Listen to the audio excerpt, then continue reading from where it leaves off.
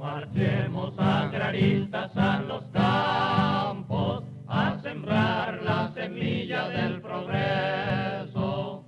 Marchemos siempre unidos sin tropiezo. Queridos compañeros y amigos de México Agrario, una vez más me es muy grato dar a todos ustedes la más cordial bienvenida a un capítulo más. En esta ocasión nos habremos de referir a un aniversario más de la Constitución General de la República. Antes, de manera breve, quisiera hacer algunas reflexiones sobre el antecedente inmediato para llegar en 1824 a la primera Constitución Federal en México. Me refiero particularmente a la firma de los Tratados de Córdoba, misma que se realizó el 24 de agosto de 1821. En ellos puede considerarse que son el reflejo del gran esfuerzo político de alcanzar un ajuste entre diferentes intereses, con la responsabilidad de validar ideas plasmadas en el movimiento de independencia, personificada por Agustín de Iturbide como comandante del ejército trigarante, frente a las muy limitadas posibilidades del teniente general Juan O'Donojú, recién llegado de la península ibérica, representando al virreinato en la Nueva España.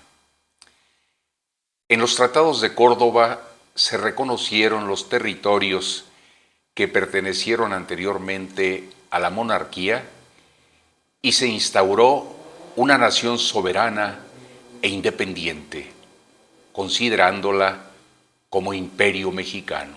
En la condición de monarquía constitucional moderada, donde se podría situar a las Cortes en la misma capital. Estos tratados no fueron solamente el reconocimiento de la unión de las fuerzas insurgentes y realistas, o el concilio de intereses entre la colonia y la corona española, sino un cuerpo jurídico estructurado que siguió siendo utilizado hasta la formación del primer Congreso Constituyente mexicano. Con la salida de las tropas peninsulares de la Ciudad de México el 27 de septiembre de 1821, se ejecutó un evento que conocemos como la entrada triunfal del ejército trigarante. Un día después, por cierto, de estos acontecimientos, se firmó el Acta de Independencia de México. Con ello, se estableció la Junta Provisional Gubernativa, la que no solo consagró un acceso al poder deslindado del reino español, sino que dilucidaba los objetivos y la estructura del primer órgano de gobierno en los inicios del constitucionalismo del México independiente, que se fueron nutriendo hasta establecerse el primer Congreso Constituyente que generó la Constitución de 1824.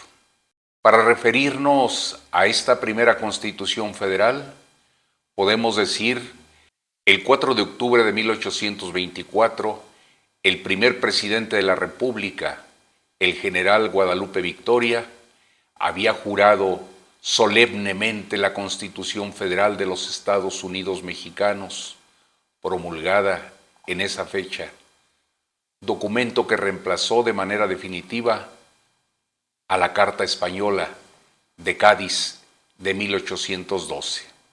La Constitución Federativa de los Estados Unidos Mexicanos fue aprobada un día antes, el 3 de octubre, promulgándose, como decíamos hace un momento, el 4 del propio mes, misma que fue publicada el 25 de octubre bajo el título de Constitución Federal de los Estados Unidos Mexicanos.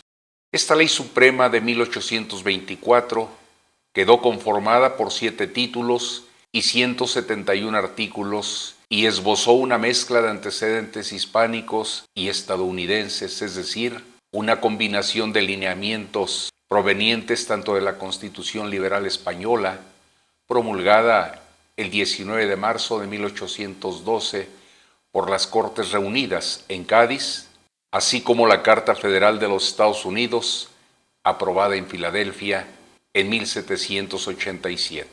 Años más tarde, el 5 de febrero de 1857, se promulgó la Segunda Constitución Federal. En ella, tras la apertura de la sesión, en voz del vicepresidente del Congreso, León Guzmán, en el Salón de Sesiones de Palacio Nacional, leyó la Carta Magna José María Mata, y al finalizar, más de 90 diputados desfilaron frente a esta disposición fundamental, quienes fueron llamados de acuerdo al estado que representaban y firmaron esta Segunda Constitución Federal. Podríamos decir que para cerrar con broche de oro, se contó con la participación de don Valentín Gómez Farías, distinguido político liberal y presidente del Congreso, quien juró la nueva Constitución. Esta segunda disposición constitucional contó con 8 títulos y 120 preceptos. La Constitución de 1857 enfatizó a los derechos del hombre como fundamento institucional, abrazando la igualdad y la libertad de todos ante la ley. También instituía el derecho de propiedad y consagraba, entre otras, las libertades de enseñanza, trabajo, pensamiento, asociación, comercio e imprenta. En resumen, queridos amigos, se manifestaba el espíritu libre y soberano de las leyes de reforma juaristas y con ello se erguía una nueva concepción de nación. 60 años más tarde, el 5 de febrero de 1917, don Venustiano Carranza promulgó la Constitución que aún nos rige. La sede fue el Teatro de la República de la ciudad de Querétaro, misma que entró en vigor hasta el 1 de mayo de 1917. Aquí me gustaría hacer alguna referencia, queridos amigos, porque su canal de México Agrario surgió el 10 de abril del 2023 con un propósito, el de poder compartir con ustedes temas de carácter agrario, pero en el marco del Congreso Nacional de Derecho Agrario en México del 24 al 26 de octubre del año anterior, se celebró en este recinto histórico, en el Teatro de la República, el 25 Congreso Nacional de Derecho Agrario en México y 8º Internacional. Esta nueva Constitución surgió cuando la Revolución aún no había terminado y pretendió imponer un nuevo orden bajo la ley, legitimando al Estado carrancista como detentador del poder. Recordemos que aún los generales revolucionarios Zapata y Villa aún luchaban por sus demandas, mismas que fueron incluidas en el artículo 27 constitucional, del que habremos de comentar en breve. Cabe mencionar también que se contemplaron las garantías sociales. Se empezó a atender el problema del campo, de los trabajadores, la seguridad social y puntualmente lo relativo a la educación obligatoria y gratuita. Esta Constitución ha sido considerada como vanguardista, siendo ejemplo a nivel internacional al ser la primera en incluir, como decíamos hace un momento, los derechos sociales en su texto. Se compone de 9 títulos, 136 artículos y 19 transitorios. En esta ocasión, queridos amigos, queremos recordar conjuntamente la Constitución de 1824, que por cierto, en esta anualidad estará cumpliendo 200 años de haberse expedido, las del 5 de febrero de 1857 y la de 1917, que como lo señalábamos, aún sigue vigente. Es una conmemoración que permite destacar nuestro trayecto hacia la soberanía y los valores heredados de la Reforma, así como una conciencia social agraria, entre otros derechos fundamentales. Quiero hacer referencia que el constituyente de Querétaro se pronunciaba porque el tema agrario no fuera considerado en la Constitución que se discutía y se estaba aprobando. Sin embargo, hubo algunos diputados como don Pastor Rose, como el diputado Manuel Bojorges, entre otros, que referían que el sector agrario es quien más hombres había aportado al movimiento revolucionario. Por tanto, habría que atenderse. Y quiero decirles, como lo hemos señalado en algún otro capítulo, que este artículo fue el último analizado, discutido y aprobado por el constituyente de Querétaro.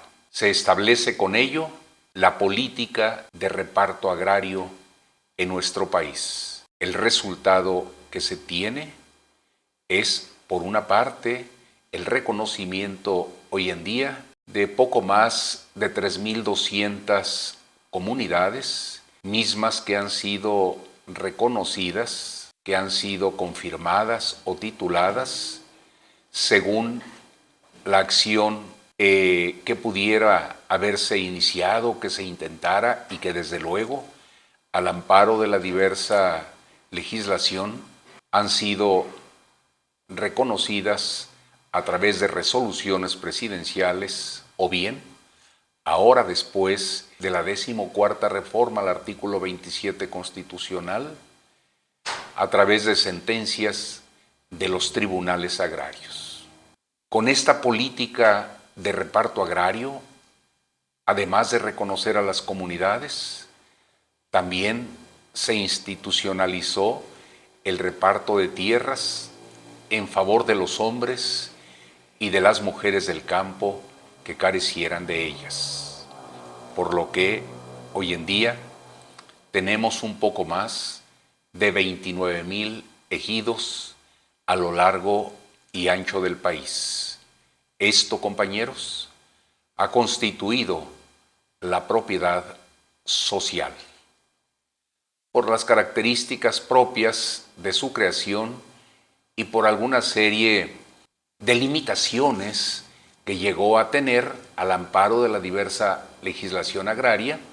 Sin embargo, como todos ustedes saben, con motivo de la reforma al artículo 27 constitucional del 6 de enero de 1992, ha existido reformas profundas y con ello un cambio de paradigmas dentro del sector rural. Por cierto, recordemos que con motivo de esta reforma se creó una nueva institucionalidad agraria. Es decir, por un lado se crean los tribunales agrarios y por otro también se crea la Procuraduría Agraria. Son nuevos tiempos, estaremos nosotros en algún otro capítulo, queridos amigos, compartiendo con ustedes algunas otras reflexiones. Sin embargo, en esta ocasión hemos querido tener la oportunidad de compartir algunos datos sobre la Constitución que nos ha venido regulando la vida institucional en nuestro país a partir del México independiente y, como lo decíamos de inicio, a partir de la expedición de la Constitución del 4 de octubre de 1824. Queridos amigos, como en ocasiones anteriores, quiero invitarles para que sigamos sembrando por el bien y desarrollo de este gran país, México, desde cualquier lugar en donde nos encontremos. Se despide de todos ustedes su amigo Rubén Gallardo. Hasta la próxima. Muchas gracias. La semilla del progreso, marchemos siempre unidos sin tropiezo, laborando por la paz de la nación.